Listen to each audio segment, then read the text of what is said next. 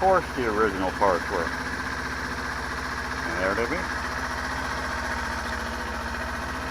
You can see a little wire harness right underneath here.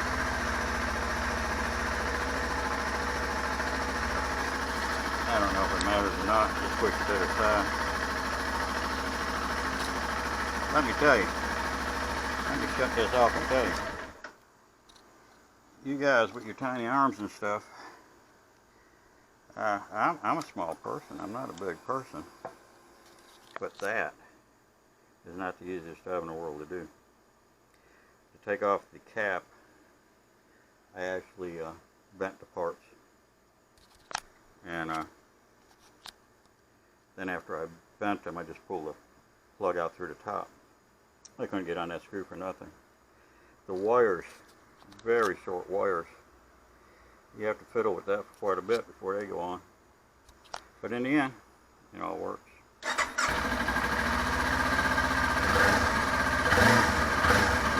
You notice my battery's sitting at 11.6. And when it starts, it's charging time.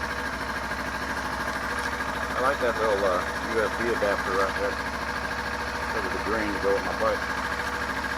That was actually green. Came out nice.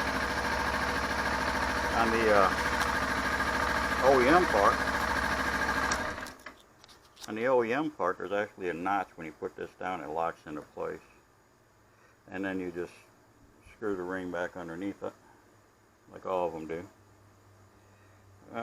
Overall, not a terribly hard job, but it can be interesting, to say the least. And then when you put that power on, see, my power is tilted to the side. At least the name's tilted a little bit to the side. And I guess they have a drain plug at the bottom there that's open, so if water does get in, it just goes right back out. But other than that, yeah, not a bad update using the original parts.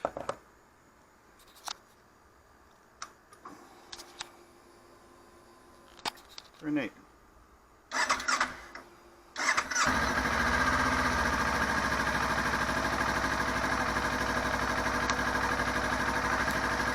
Alrighty then.